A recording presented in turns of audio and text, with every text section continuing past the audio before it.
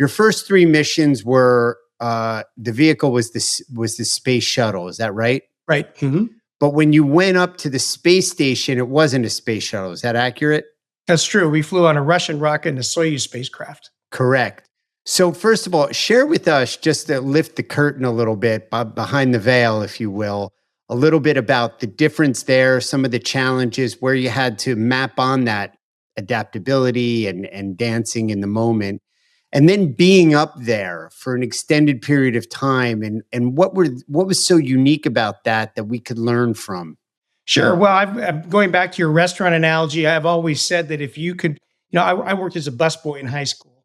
And so I always maintained that if you can work a restaurant, you can be a good instrument pilot, because as a pilot, and by extension, an astronaut, you're constantly looking. You're in a dynamic situation. You're looking at everything. You're constantly reprioritizing on the fly what needs to be done first. And, you're monitoring your situation and trying to keep it under control. So those are all traits of a good instrument pilot and a good astronaut. As far as flying with the Russians, that was a great experience. And, like I said, on the space shuttle, yeah, we were all Americans, except for on actually all three of my missions, we had a Japanese astronaut fly with us, a Japanese national. My first one was with Chiaki Mukai, the first Japanese woman. And then on the next two, I was with Koichi Wakata, who became a good friend of mine and is still a good friend of mine. But training with the Russians, that's a whole different culture. And now we're kind of on their turf, if you will, even though we're international partners on the space station. But if you're going to go fly on their vehicle, and even if you're not, you've got to spend about half of your time there training. And because, the core module and other components of the station are Russian modules. And of course, you're working hand in hand with Russian cosmonauts, mission controllers, their management. You have to learn the language. And the Russians, of course, have to come spend half their time in Houston, do the same. But you learn their cultural differences, and how you deal with that. And that's one thing that really was interesting to me. I've always loved international travel, and got to do a lot of it at NASA. Obviously, traveling to different countries and doing experiments from scientists in different countries, and learning the subtleties. And that's one thing you have to kind of be aware of is how do you effectively communicate with someone from this culture? As Americans, we tend to be pretty direct. Kind of no nonsense, or get along and friendly, Sure. But still, it's business time. Let's boom, boom, boom, boom, boom. And other cultures don't respond as well to that. Not every culture does, right? And so you kind of have to get to know the culture, and that helps to guide you on that bit. And the leadership part too. And I'll give you an example. And that certainly applies to leadership in Russia. I was amazed the first time I went over. It was during there was a bit of a crisis going on.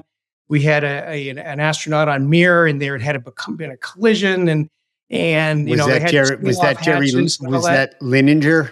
No, that wasn't Jerry. That had happened too. But then Mike Foale was up there. He's actually British American, and he was up there, and we had this collision, and they had to seal off hatches, and there was all this kind of stuff going on. And we were in these meetings with these Russians, the Americans in Russia.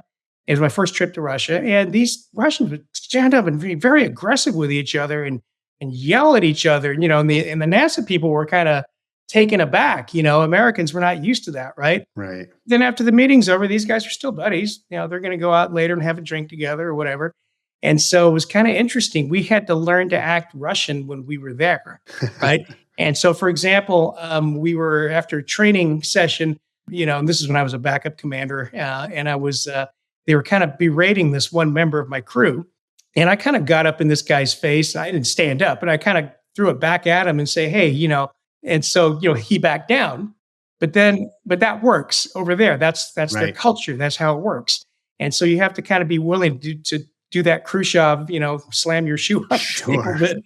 And then it's funny, when we come back to NASA, there was an observation in the early days, like, gosh, anyone that spends any time in Russia comes back crazy, because people would come back and forget they were back at NASA in the US, and they would, forget to change their behavior back into being an American. Right. And people say, oh, these people are crazy. They're acting belligerent and, inappropriately and all that.